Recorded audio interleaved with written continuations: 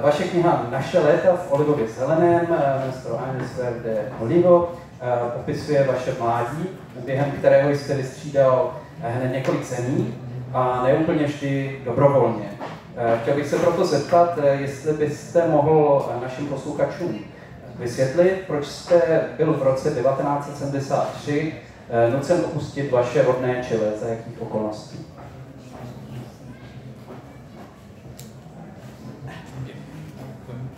Buenos días, buenas tardes, muchas gracias. Muy buenos días, muy buenas tardes. Muchas gracias por esta invitación, especialmente a mi editorial, y gracias a ustedes por participar en esta presentación. Quiero decir que mi viaje, en este caso a Cuba y también a Alemania Oriental en 1973, se debió al golpe de Estado que ocurrió en Chile en septiembre de 1973. Yo entonces era un joven comunista, participé en algunas operaciones para ocultar a exministros del presidente Salvador Allende. Yo era muy joven, tenía unos Mini Cooper, y eso me ayudaba mucho a trasladar personas de un lugar a otro sin resultar sospechoso. Y a partir de un momento, eso fue en diciembre de 1973, me llegó la indicación de amigos del Partido Comunista y de también en ese momento lo que había sido la Embajada de Alemania Oriental, que debía irme de Chile porque había visto mucho. Había visto casas de seguridad, sabía dónde estaban ciertas personas ocultas, y pensaron que yo, siendo tan joven, no iba a ser capaz de reaccionar adecuadamente si me detenían. Me preguntaron, ¿tú crees que es mejor que te vayas? Y yo dije, sí, creo que sí, no sé cómo reaccionaría si me detienen. Y así salí de Chile, bajo Augusto Pinochet, hacia Alemania Oriental, bajo Erich Honecker. Jak jste sám právě řekl, vaše cesta vedla nejprve do NDR. V jiné debatě jste vysvětloval, že jste v dětství studoval německou školu, přestože nemáte německé předky, na rozdíl od mnoha Čilanů. Zajímalo by mě tedy, jestli tohle je jeden z těch důvodů, proč jste si vybral právě NDR.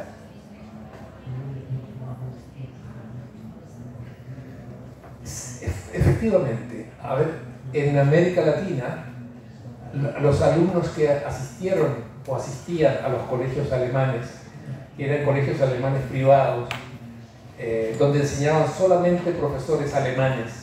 Lo único que no era en alemán era la clase de español, porque también gimnasia, trabajos manuales, lo que fuera, deportes, todo eso era en alemán y dirigido por profesores alemanes.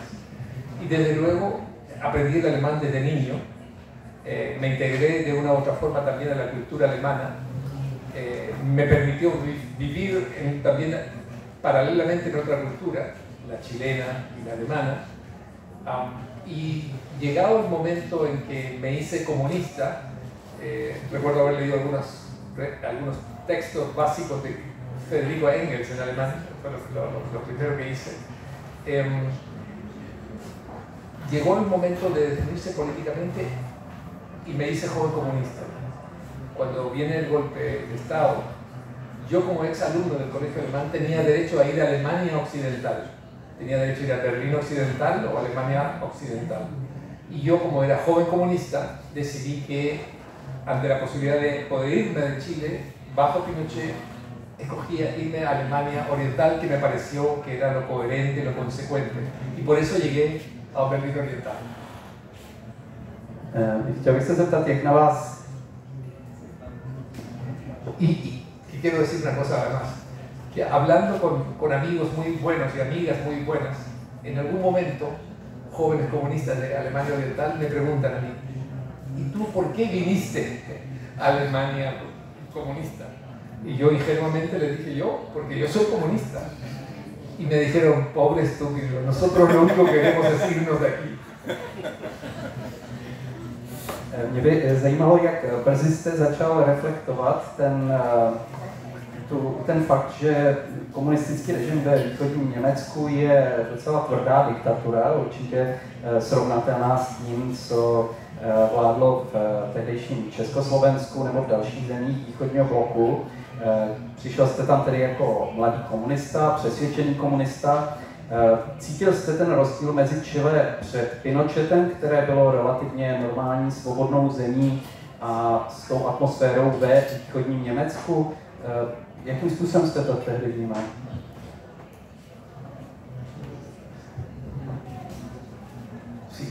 Yo llegué a Alemania del Este con 18 años, joven comunista y sabiendo alemán, que era muy importante. No pasaba con los chilenos en general, llegaban asilados a Alemania Oriental y no hablaban alemán.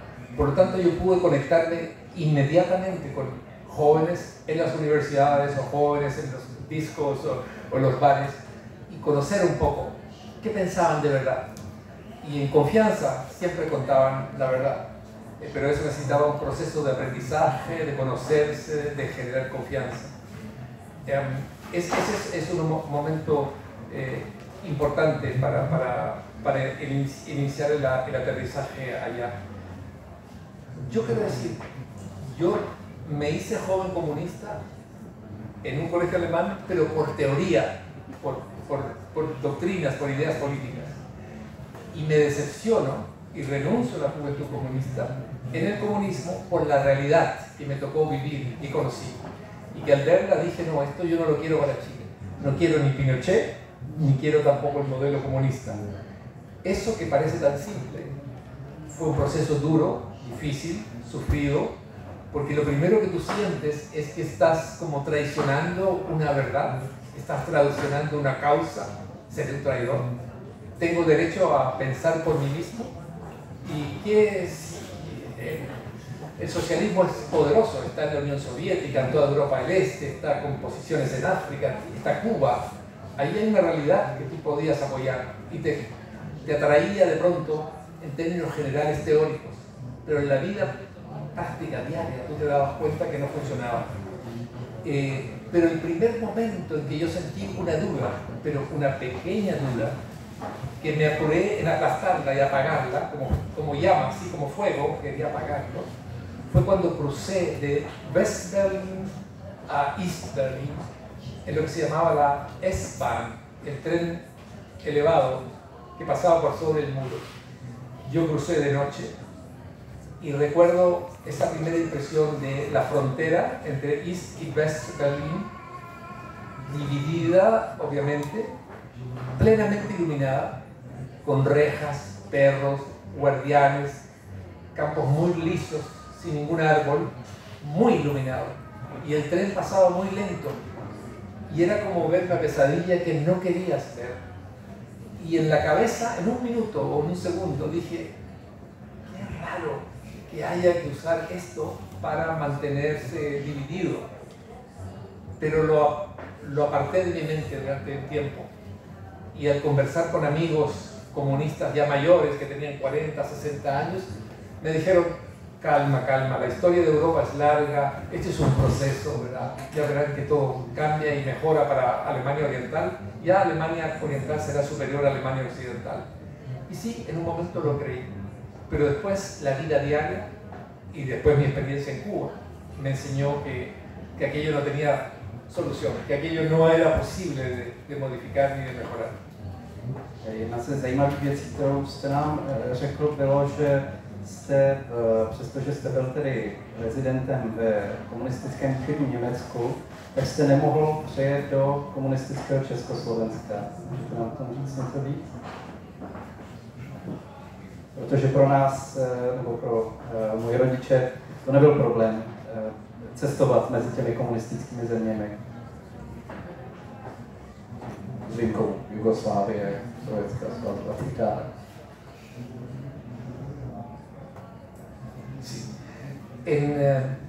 En los países comunistas de Europa y también en Cuba, los chilenos que llegábamos como exiliados o llegábamos a vivir allí, pasábamos a depender no solamente del Estado y también de la seguridad de ese país, sino que también, y antes y en primer lugar, de dirigentes de partidos políticos de la izquierda chilena que formaban un comité especial que era como una suerte de embajada chilena, pero no era embajada desde luego, y allí debías tú plantear tu deseo o tu necesidad de viajar a Occidente. Era el primer filtro. Y en ese filtro había siempre un representante comunista, un representante del Partido Socialista, un representante de otros partidos de izquierda chilenos, y siempre alguien también, en este caso, de la Stasi, en el caso de Alemania. Y había que explicar por qué. Y ese era un grave problema. Porque de pronto tú no podías decir, bueno, yo estoy en Europa, estoy en East Berlin, quisiera conocer, no sé, Colonia, quisiera ir a Bruselas, que está tan cerca, o tengo familiares en Roma. Eso era un argumento que no servía. No podía ser planteado, eso era frivolidad, eso era irresponsabilidad y era falta de respeto hacia los compañeros alemanes orientales que no podían viajar a Occidente. Entonces estábamos sometidos a un primer control que siempre sospechaba políticamente de ti. ¿Por qué usted no está feliz aquí? ¿Por qué quiere viajar? ¿Por qué quiere viajar a Praga? ¿Por qué quiere viajar a Moscú? ¿Por qué quiere viajar a otro país? Y a Occidente, ni decir. Entonces era muy complejo, había que tener una razón de partido, una orden de partido. Y por eso nunca llegué más que hasta Dresden. Y yo pensaba, estoy tan cerca de Praga. Y estaba ahí, y Dresden fue una ciudad muy bella que se comenzó a reconstruir tardíamente, y esta era una ciudad bella, uno sabía, y estaba Kafka sobre todo, y no era posible. Entonces, esa era la situación. Había una coerción de tipo político. ¿Por qué quieres viajar a Occidente? ¿Por qué no estás feliz aquí? Tú lo conoces, bueno, tus antepasados lo conocen bien. Po NDR následovala Kuba, což byla jakási meka tehdejších latinskoamerických komunistů, mezi které jste tedy stále ještě patřil i vy. A mě by zajímalo, jakým způsobem jste se tehdy díval na Kubu, co bylo pro vás jako pro chilského mladého komunistu, možná už trošku zklamaného s tím, co jste zažil ve východním Německu, znamenala Kuba.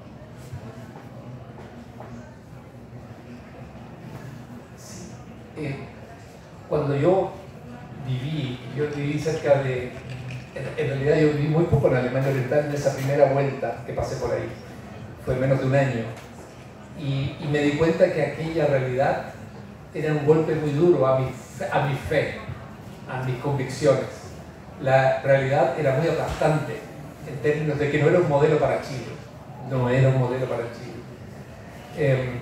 Después, por circunstancias que explico aquí en nuestros años del Olivo, voy a Cuba y les voy a contar que yo pensé lo siguiente: quizás el socialismo de Alemania Oriental no funciona porque fue impuesto por tropas soviéticas, pero el socialismo en Cuba fue impuesto por una guerrilla revolucionaria, castrista, verde olivo, y quizás por eso así sí funciona. Y entonces es auténtica, genuina, nacida del pueblo cubano.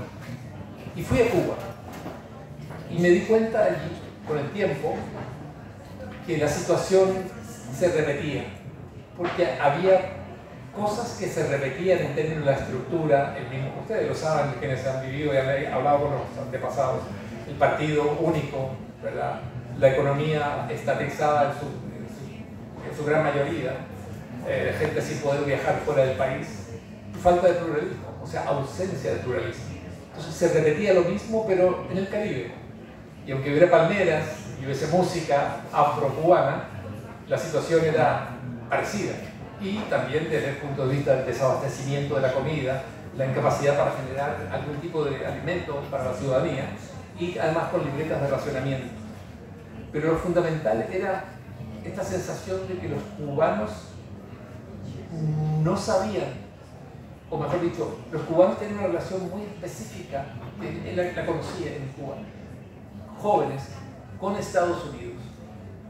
Por un lado, una relación de odio contra el imperio, que era muy marcado y generado a través de la educación y de la cultura oficial, odio y rechazo a Estados Unidos, pero por otro lado, una admiración tremenda por Estados Unidos. Y cuando ellos siempre comparaban entre los aportes soviéticos, los vehículos soviéticos, los autos soviéticos, las armas soviéticas, la cultura soviética, con la cultura occidental y sobre todo estadounidense.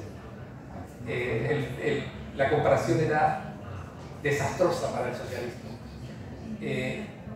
Todo eso me llevó a mí gradualmente, quiero decir, a decir esto es imposible ya de resistir.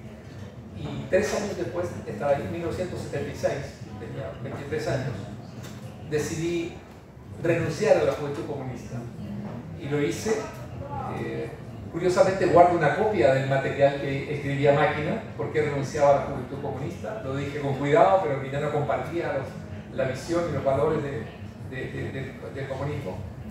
Por lo tanto, me hice joven comunista en un colegio alemán conservador en Chile y rompí con el comunismo en medio de La Habana en el proceso revolucionario. Y no lo hace mucha gente, pero sí conocí a muchos chilenos que tenían mucho miedo de hacerlo y que estaban esperando simplemente el momento en que pudieran dejar el país de alguna forma para decir lo que pensaban. Yo allí tuve una muy buena amistad, desarrollé una amistad con un poeta disidente, el más importante de Cuba, Eberto Padilla, que fue el que me dijo, momento, esto no es Chile. Aquí tú no estás para jugar un rol de héroe, de que dice todo lo que piensa. Aquí, me dijo, tienes que ser no como Giordano Bruno, que terminó en la hoguera, sino como Galileo Galilei. Y que sí, que la Tierra no se mueve. Pero cuando hayas salido a Occidente, escríbelo todo, cuéntalo todo, no antes, porque vas a perder. Y fue muy importante para mí porque mis padres estaban en Chile. No tenía alguien fuera mucho mayor que yo que tuviera experiencia política y me pudiera recomendar. Y yo tenía 23 años, ¿no? 23 años, que son 23 años, maravillosos 23 años, pero era muy inexperto. Y Eberto Padilla y su señora Belkis Cusa-Malé siempre me ayudaron en eso. Calma, Galileo Galilei. No lo olvides. Mohl byste zmínit nějaké momenty, konkrétní momenty, které si vybavujete, které ve vás vyvolaly, které opravdu otřásly zásadně tou vaší vírou v komunismus, ať už původně toho východoněmeckého typu, nebo potom toho typu kubánského? Mire, un momento, hay muchos, pero un momento que quiero aquí mencionar, que fue muy duro. Y quiero ser muy franco, fue un proceso, no fue fácil, y fue doloroso, y no fue frívolo, y fui de muchas dudas. Pero por ejemplo hay un momento muy preciso, y es que todos los que estudiábamos en Cuba, en la universidad, yo estaba estudiando literatura latinoamericana, debíamos combinar 4 horas de trabajo en una fábrica, en una construcción, por la mañana, y por la tarde acudías a clases. Y recibías un pago mensual de 30 pesos, que eran como $6 mensuales. $6 mensuales con lo que debías vivir. Y me tocó, mi primer trabajo fue ir a la construcción. Y yo dije, qué interesante, voy a dejar de ser burgués y me voy a volver en un trabajador de la construcción. Y eso lo compartíamos, yo pensaba, yo lo creí. Bueno, no pasó nada de eso, porque me puse más como vivía en Cuba, más reaccionario, porque entre otras cosas nunca construimos nada, solamente destruíamos y echábamos abajo muros y ampliaciones que haríamos. Eso se queda kafkiano. Destruíamos todo porque algún día íbamos a construir algo. Y ahí, y los cubanos decían, haz lo que hay que hacer. Así que después teníamos muy buenos músculos de tanto derribar esto. Pero en un momento me cambiaron de trabajo. Tú, para acá, trabajo. Y con otros compañeros de curso. Y nos enviaron a una sección que se ocupaba de seleccionar y ordenar los libros de la biblioteca. Y eso fue un momento decisivo. Porque en un momento me doy cuenta que 2 cubanos, uno murió ahora hace un par de años, el otro vive en California, muy amigos, me dicen, ¿te interesan algunos libros que están prohibidos o que desaparecieron? Y yo dije, es peligroso decir que sí, pero como eran amigos dije, ok, Sí, acá hay libros. Eran libros de literatura occidental, alemana, traducida al español. Y la estamos retirando. ¿Cómo? Sí, tenemos a las listas de libros que hay que retirar de todas las bibliotecas de la universidad. Y las sacamos en cajas y las dejamos en un almacén y ahí están. A veces vienen a buscarlos y se los llevan, otras veces están ahí. Y no hay archivo, no hay orden. Si quieres, seguro, sí, seguro. Y me dieron un par de libros y así fuimos. Por ejemplo, recuerdo perfectamente, Bulgakov, El maestro y Margarita. Ese estaba prohibido. Vargas Llosa, estaba prohibido lo que había de Vargas Llosa. Y entonces, de pronto, conversando con ellos, me confiesan una noche y me dicen, ¿tú sabes que han venido camiones, se los llevan, se llevan los libros? ¿Y qué hacen con ellos? No sé, los tiran a la basura, los queman, pero desaparecen. Así que por eso podemos seguir sacando. Bueno, saqué algunos libros, conseguí, y después ya me retiré porque me empezó a preocupar. Bueno, años después, y esto para terminar, a estos dos amigos y a otros más los descubren en esta operación. Nadie denunció a nadie, pero ellos estaban detectados. Algunos los expulsaron de la universidad para siempre, como Larry, que falleció en Florida hace un par de años, y otros los mantuvieron, pero en trabajos muy básicos. Will, que vive en California, donde terminó de estudiar literatura latinoamericana. Pero a mí me tocó ver eso, que solamente lo había imaginado o visto en Bradbury, en Fahrenheit 451, esto de que había un grupo que sacaba, limpiaba las bibliotecas de libros que no debían ser leídos. Y quiero mencionar lo último con respecto a esto, con respecto a los libros. En la Casa de América, la Casa de las Américas de La Habana, que tenía la mejor biblioteca de literatura de América Latina, de Cuba, aquí tú podías buscar en el fichero y encontrabas los libros de Mario Vargas Llosa. Y yo dije, voy a pedirlos. Y si los pedías, está prestado, me decía. Volvías a pedir a la semana siguiente, está prestado. Y así, hasta que alguien me dijo, ¿no te das cuenta? Es fantástico. Nuevamente Kafka. Esos libros están fuera de circulación. No te dicen que están prohibidos, que desaparecieron. Te dicen que están prestados. Ahí entendí cosas que fui aprendiendo después en Cuba. Y esos son momentos importantes. Hay otros muchos también, pero fue doloroso también. Fue doloroso. Perdón, porque entre otras cosas, mi gran amigo era Eberto Padilla, el poeta que estaba prohibido en Cuba y que sus libros no estaban, no existían en ninguna librería de Cuba. Y yo me reunía con él y yo sabía que él estaba vivo y sabía que seguía escribiendo. Dolor, no, son golpes duros, teniendo 23 años, 22, 24 años. Te tiembla el edificio de la fe, ¿no? Krásně jste popsal ty absurdní momenty toho režimu, ale řekl bych, že pro mnoho lidí žijící v diktaturách a zvláště v diktaturách toho totalitního komunistického typu jednou z typických zkušeností je zkušenost s paranojou.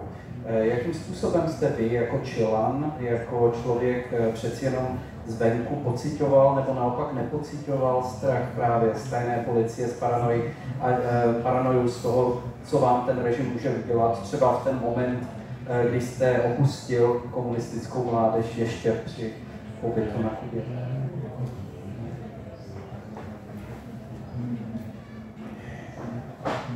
Mira, algo que quisiera mencionar con respecto a esto es que esto es un proceso. Tengo que subrayarlo mucho. La conversión es un proceso, la decepción es un proceso que tú te niegas a aceptar en el comienzo, porque destruye parte de tu pasado, destruye parte de tu juventud, destruye parte de tus convicciones y te sientes solo y, como diría Heidegger, arrojado al mundo sin respuestas. Entonces es un proceso que ahora, contado así, pareciera que yo hubiese llegado allí como un suerte de Dios y veo todo y decido. No, fue un aprendizaje duro, y del que salí afortunadamente bien. Paranoia, bueno, es lo primero que uno aprende, ¿no? Porque tienes que tener cuidado siempre con quién hablas. Eso lo aprendí rápidamente en la Alemania Oriental y después en Cuba lo sentí corroborado. Y entonces en Cuba el concepto era chivato, es el que informa sobre tu persona, tus comentarios. Chivato, de chivo, que cuenta. Y uno nunca sabía quién podía hacerlo. Con el tiempo iba seleccionando y suponiendo que por aquí es seguro, con tal persona pareciera que puedes confiar y otras no. Y entonces siempre teniendo mucho cuidado. En los exámenes en la universidad teniendo cuidado con lo que decías, los comentarios también. Y uno aprende, por ejemplo, amigos ocasionales o gente que se te acercaba. Siempre decía, desconfía de quién puede tomar la iniciativa de conocerte. Puede ser una persona que está interesada, puede ser una persona que simplemente no tiene ningún interés más que informar sobre tu persona. Y es parte de la vida, ¿no? Yo aquí en lo que fue la Checoslovaquia, la experiencia de toda Europa del Este, estar siempre alerta, tener un sexto sentido que te pudiera permitir oler, sentir, percibir que tenías a alguien que podía ser un factor riesgoso. Já už se pomalu posunu ke konci otázek, abych dal prostor vám na vaše dotazy na autora, ale chtěl bych vlastně zdůraznit, že naše Léta v olivově zeleném nejsou ani zdaleka jedinou knihou Roberta Ampuera. Má velice úspěšnou spisovatelskou kariéru, mimo jiné tedy vydali už nakladatelství Host jednu z jeho detektivek. A chtěl bych se proto zeptat, na čem pracuje momentálně spisovatelsky teď. Vím, že vám nedávno vyšla úplně nová kniha, tak byste mohl trochu pohovořit o tom. Je to stále se pohybujeme v prostředí komunistických režimů.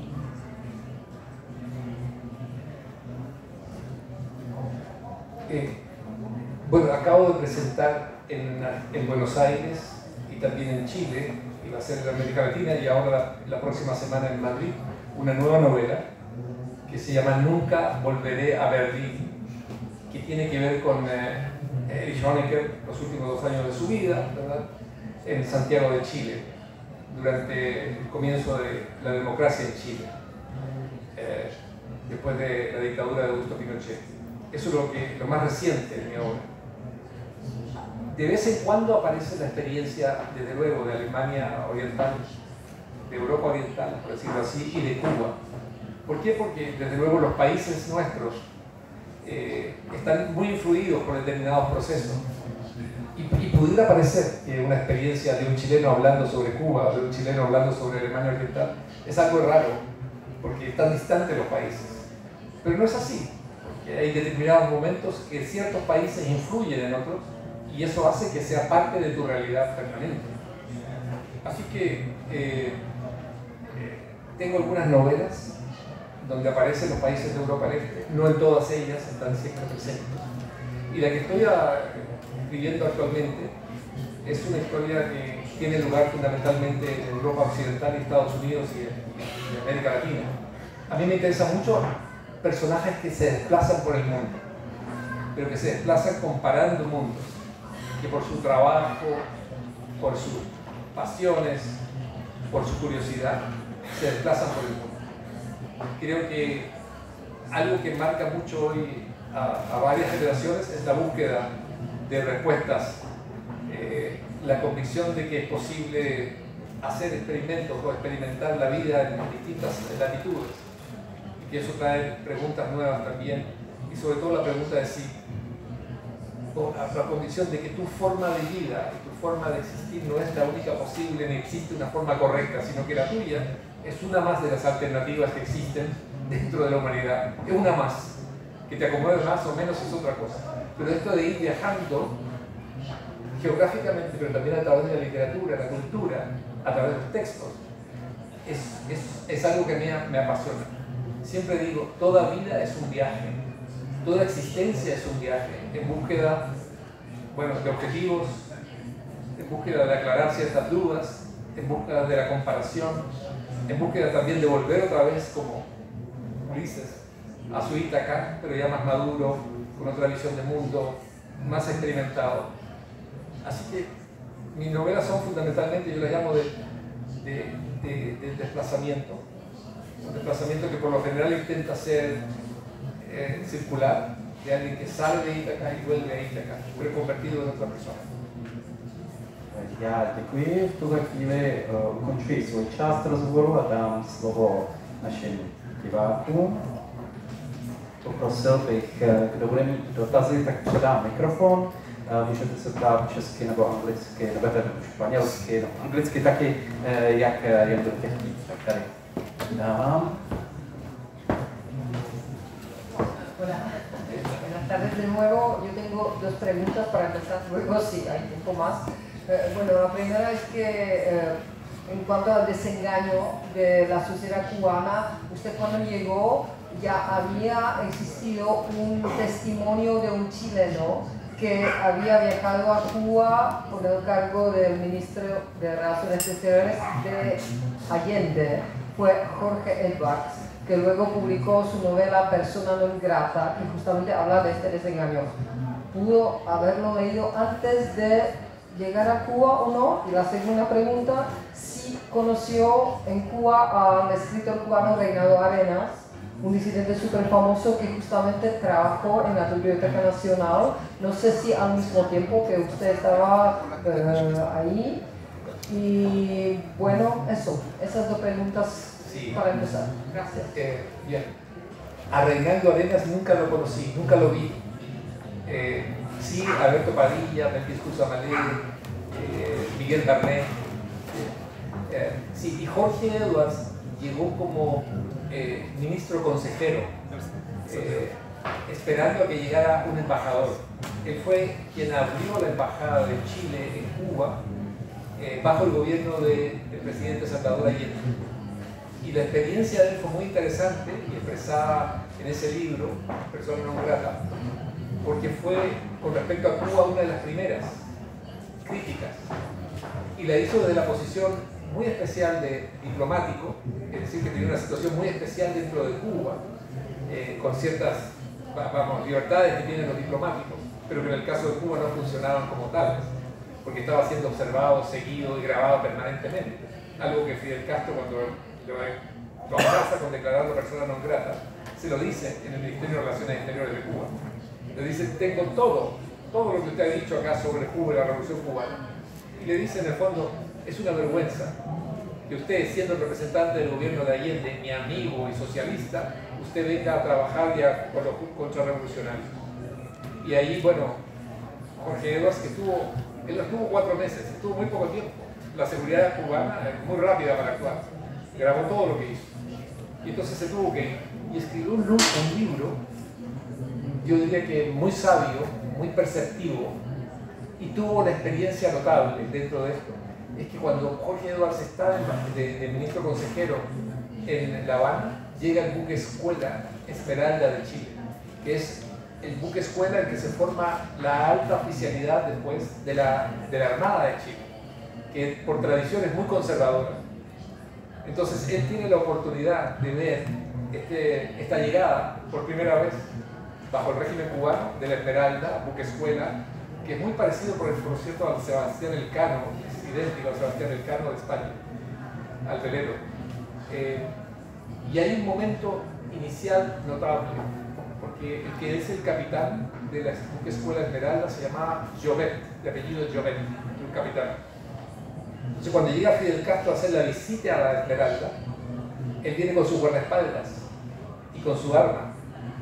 Y este capitán, Edwards lo describe, cuando viene Fidel Castro, va a subir al velero a la Esmeralda, él le dice, disculpe comandante, ninguna persona extranjera no autorizada por nosotros, además, puede subir a nuestros buques de la guerra armado.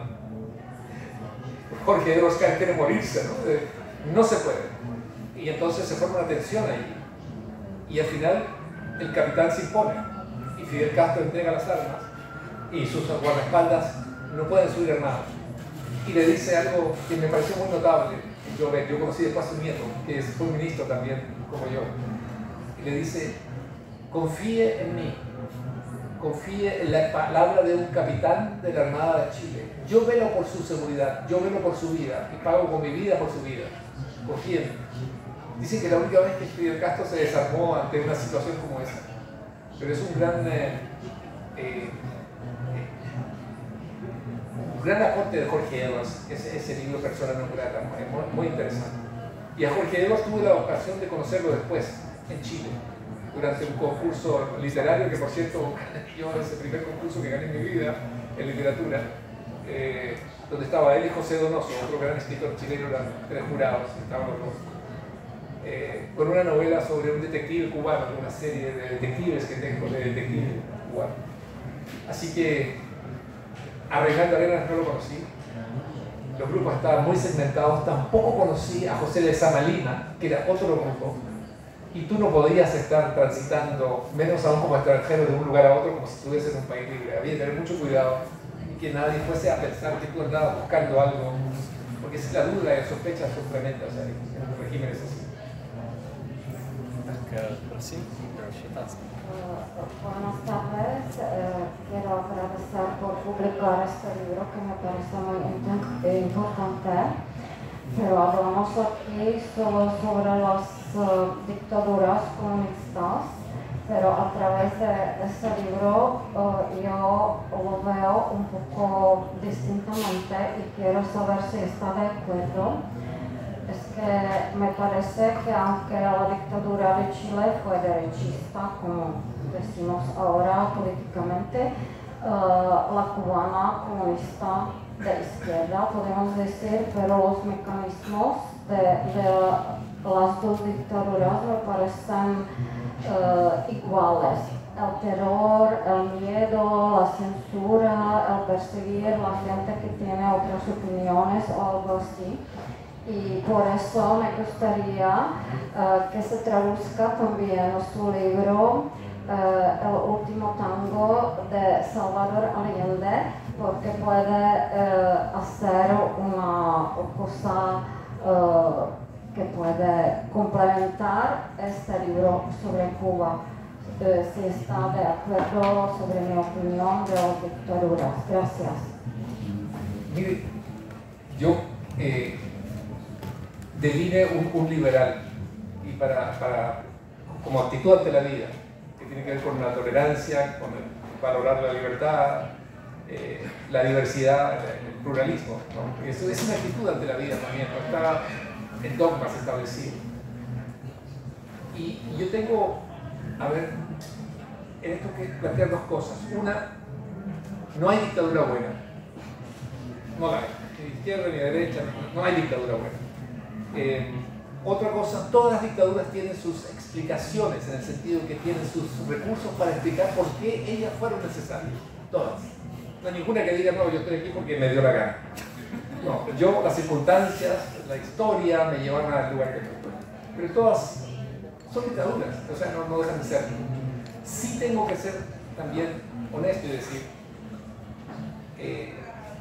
en Chile tuvimos una dictadura militar con desaparecidos, con muertos, torturados y exilio. Pero también tengo que decir que esa dictadura militar convocó al pueblo chileno a un plebiscito para que decidiera si quería que siguiera el dictador Augusto Pinochet en el poder o no, por 8 años más. Y en ese plebiscito, la dictadura, el ejercicio, perdió el plebiscito, reconoció la derrota y se fue. Eso es único en América Latina y pocas veces en la historia, que se consulta a la población y dice, bueno, me derrotaron, me voy. También debo decir que dejó él muy amarrado a muchas cosas, Pinochet, amarrado institucionalmente. Pero fue una democracia y sigue siendo una democracia hasta hoy. Y el caso de la dictadura de Castro, bueno, lleva 65 años, Pinochet duró 17 años. Estoy diciendo que una dictadura es mejor que la otra, no, digo, las dictaduras son dictaduras, punto. Pero sí, yo debo decir que es un dato innegable que que todo hubiese sido muy diferente si Pinochet hubiese decidido como Fidel Castro. Me quedo yo y después de mí mi hermano. Porque los cubanos llevan 65 años, más de la mitad de su libertad, de su vida independiente bajo dictadura. En Chile, afortunadamente, podemos salir sin violencia, digamos, en transición a una democracia. Le ha ido muy bien en muchos momentos, en largos momentos, ha tenido conflictos y problemas últimamente, pero que ha permitido reconstruir al país en democracia, en libertad, con las luces y las sombras propias de cualquier país y sobre todo en América Latina. Moc děkuji za všechny otázky, omlouvám se, že už budeme muset končit, máme 2 minuty do konce, takže se omlouvám, ale v tuhle chvíli musím ukončit diskuzi. Chtěl bych ještě jednou moc poděkovat panu Lampuerovi za to, že nás tady navštívil, aby představil svou knihu. Chtěl bych velice poděkovat vám všem, co jste tady, že jste byli s námi, že se zajímáte o latinskoamerickou literaturu a že se zajímáte o tohle téma, že jste se ptali na skvělé otázky. A pokud vás ta kniha zaujala, tak si můžete koupit buď tady u Východu, nebo samozřejmě u nás na stánku a samozřejmě nechat od autora podepsat. Ještě jednou děkuji všem, děkuji také panu překladateli, který tady bohužel není a který přeložil naprosto výtečně, pan Štěpán Zajac, a děkuji všem, kteří se na té knize podíleli. Děkuji.